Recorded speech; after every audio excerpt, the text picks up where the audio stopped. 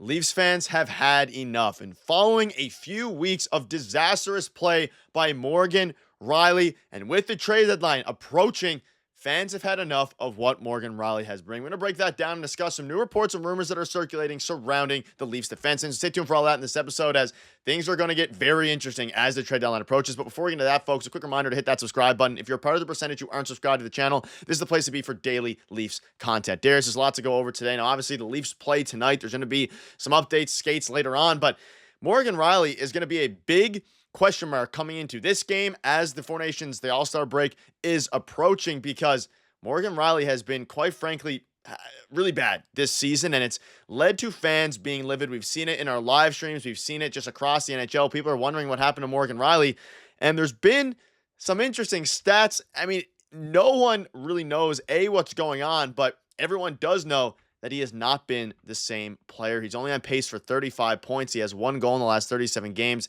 How do the Leafs get more out of their longest serving player? Darius, I want to hear your thoughts on this one, because it's a pretty tough conversation to have.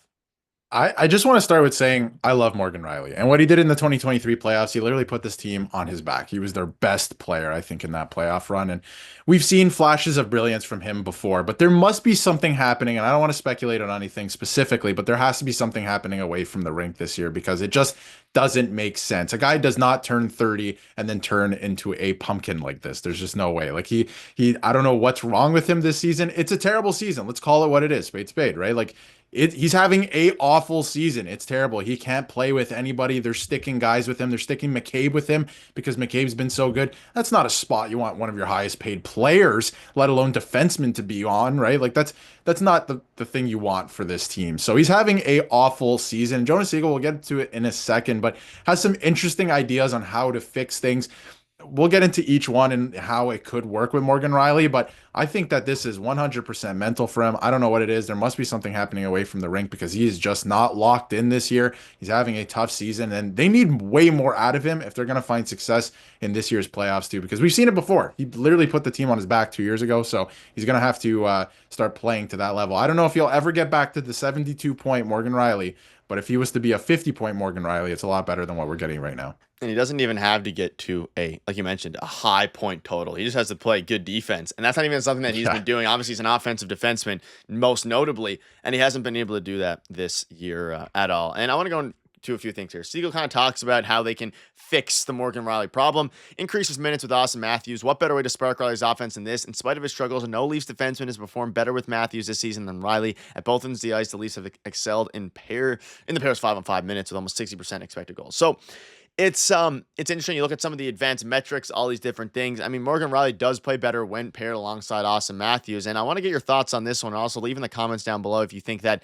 this, there's something tangible that the Leafs can do that will fix it, or if you think it's more so just a mental thing, something going on behind the scenes, and maybe just, new coach this season, maybe Craig Berube style of play or something like that. Granted, he wasn't great last year either under Sheldon Keefe. It's kind of been 2 years in the making. It just fully now has cultivated in this season being a disaster class, but increasing his minutes is an interesting one. I could definitely see a reason for them to do it. That being said, it would be very, I think he needs to play better regardless of if he's with Austin Matthews. You shouldn't have the guy you're paying $7+ million to have to play him with one certain guy in order to be even remotely playable. Well, it's a two-way street, right? You got to play good to be able to play more minutes, right? But he should be playing more minutes. There is something to, certain players and really good players getting in a rhythm and a flow. And if they're sitting on the bench too much, then, they're not going to get into that rhythm. But there is something to that. But again, two-way street, you have to play well to get into that position. But this one's an interesting one because he used to play a lot with Austin Matthews, and it worked out well. And I think they kind of got away from that, not just this year, but the last couple of years a little bit, but certainly this year. So I think that it's an interesting idea. I don't know how well you can manage that because obviously different positions, but he makes a lot of money, like you said. Like he should be not driving his own line or anything like that, or driving play out there at any given moment, but he should be a lot better for what he's making. And I think that's the problem a lot of Leaf fans have right now. So with him specifically, so that's a big thing. And again, playing with Austin Matthews, yes, that might help, but I don't know if that's the entire reason. He's got to play good defense. Playing with Austin Matthews is not going to fix the defensive part of his flaws this year. So he's got to lock in defensively. And I think that, it's definitely mostly psychological with him this year, just watching him play. Like he only has one goal, I think, this entire season. He's not playing great offensively. He's been known as a more offensive guy. I wouldn't say he's like a purely offensive defenseman, but more offensive than defense. But he needs to play better. They need a lot more out of him if this team's going to be successful because of the money he makes and the role that he plays on the team. He cannot be paired with Philippe Meyer all the time because they can't rely on him. He makes $7.5 million. You need to be able to rely on a player like this. Yeah, they also tell him to go out and reconnect with Chris Tanev, talking about defensive defensemen. They've already tried it. It didn't work. Try it again. It's something that's interesting. And you urge Rielly to shoot the puck. I mean, yeah, he seems very passive. He seems very hesitant. He's barely shooting when you watch. This could also be said for a lot of the team, especially on the power play, where they're all too passive, trying to rely on Auston Matthews. And I think it's, you see Morgan Rielly. I think it's a mental thing as well. I mean, you see him giving an uncharacteristic amount of turnovers and ones that end up costing the Leafs most of the time. It's not turnovers where, it's it's very high risk plays that he's making, which is something that we hadn't seen in prior years from Morgan Rielly. Obviously, he's a very good player. And with Yanni Hakanpää going down, the depth regarding the defense now is extremely, I'm not even want to say it's thin because they have a very good defensive core, but now you're juggling Philip Myers, Simon Benoit, Connor Timmins. And Craig Berube spoke out on what the best version of Morgan Rielly would look like going forward, and if the lack of points is getting to him. He said, moving the puck for sure. He is a good puck mover who sees the ice well and activating as a defenseman. In the offensive zone, it's about activating when he can and being more aggressive.